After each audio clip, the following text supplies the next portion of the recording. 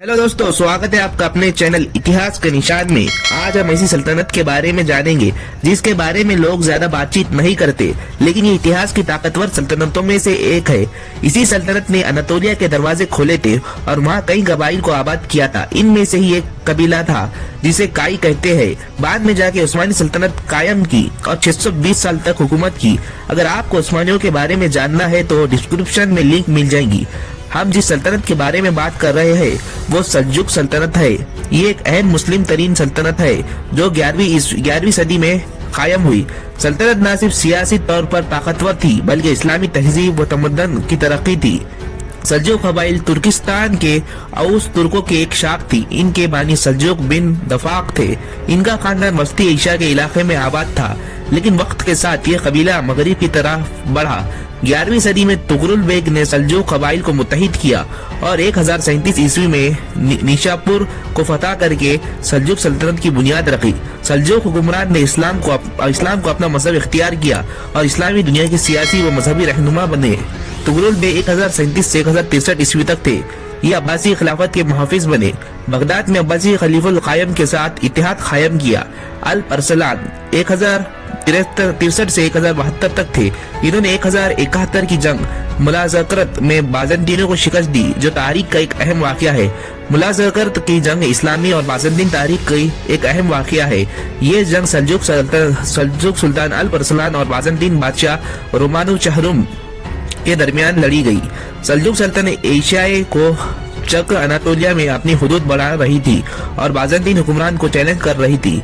सुल्तान अल अरसलान ने अनातोलिया के दरवाजे इस्लाम के लिए खोलने का अज़म किया था। बाज़ंतीनियों ने सल्तनत के अंदरूनी इख्तिलाफात और फौजी मसाइल को शिकार किया। रोमानु चहरुम ने सल्जुकियों को पेश कदमी रोकने के लिए एक बड़ी फौज को जमा किया। अल अरसलान ने अपनी फौज को कम तादाद में होने के बावजूद बेहतर हिकमत अमली अपनाई। इन्होंने तीरंदाजों को इश्ताल करते हुए बाज़ंतीन फौज को थकाया और इनकी जंगी मंसूबों को नाकाम बनाया। बाज़ंतीन फौज अपनी बड़ी तादाद के बावजूद नज़्म व ज़ब्त को बैठी। रोमानु चहरुम को गिरफ्तार कर लिया गया और ये जंग बाज़ंतीन सल्तनत के लिए तबाहकुन साबित हुई। अनातोलिया के दरवाजे मुसलमानों के लिए खुल गए और बाद में यहाँ तुर्क सल्तनतें कायम हुई। ये जंग तुर्कों को यूरोप में कदम रखने की बुनियाद बनी। ये जंग बाज़ंतीन सल्तनत के ज़वाल का आगाज थी और रोमानु चहरुम की शिकस्त के बाद सल्तनत मजीद अंदरूनी इख्तिलाफात का शिकार हुई।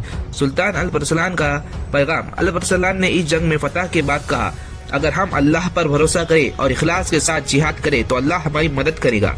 मुलाज़करत के जंग तारीख के एक अहम मोड़ थी जिसने इस्लामी फतूहात और तुर्की तारीख को एक नई जहत दी। इस फतह ने अनातोलिया के दरवाजे तुर्कों के लिए खोल दिए।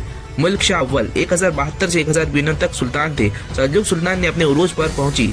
निजामुल मुल्क तौस पर सरपरस्ती में निजामिया मदरसा कायम हुआ। सल्तनत की हुदूद मशरिक में चीन से लेकर मगरिब में बहरे रोम तक फैल गई।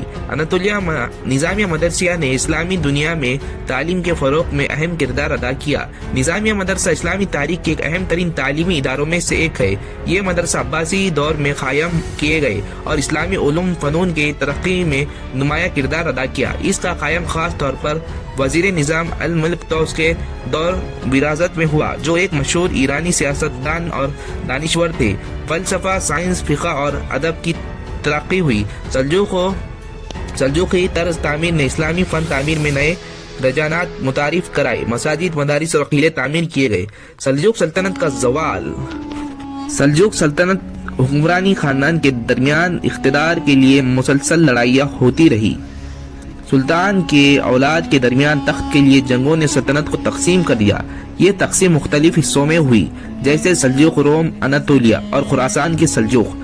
तुगरुल बेग और मुल्क शाह जैसे ताकतवर हुक्मरानों के बाद कमजोर हुक्मरान इख्तिदार में आए।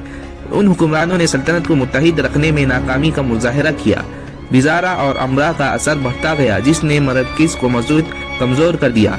सल्जुकों ने अब्बासी खिलाफत को बहाल किया था, लेकिन बाद में अब्बासी खलीफा सियासी तौर पर ज्यादा खुद मुख्तार हो गए।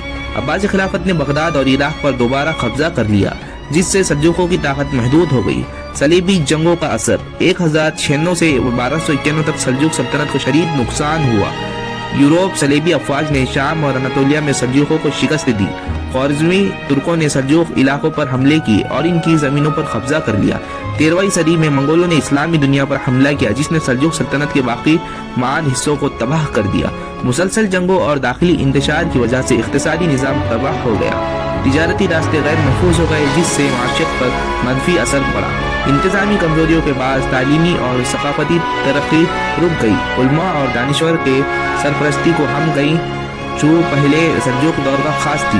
सल्तनत के आखिरी लम्हात। मुल्क शाह की मौत 1092 ईस्वी के बाद सल्तनत कई छोटे हिस्सों में बढ़ गई। सल्जूक रोम अनातोलिया में कायम रहा, लेकिन 1243 में मंगोलों के हाथों शिकस्त के बाद ये भी खत्म हो गया। मशरिक में सल्जूक का इख्तिदार ख्वारिज़म और मंगोलों के सामने बेबस हो गया।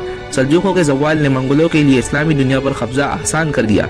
सल्जूकों के खात्मे के बाद अनातोलिया में कई छोटे तुर्की रियासतें कायम हुई, जिनमें से एक उस्मानी सल्तनत थी। अब्बासी खलीफा ने दोबारा महदूद सियासी खुद मुख्तारी हासिल की, लेकिन खिलाफत महज अलामती रह गई। सल्जूक सल्तनत का ज़वाल एक बड़ी इस्लामी सल्तनत के खात्मे की अलामत था, जिसने इस्लामी दुनिया को कई छोटे हिस्सों में तकसीम कर दिया। ताहम इनके विरासत इस्लामी तारीख, तफाकत और तालीमी में हमेशा जिंदा रहेंगी।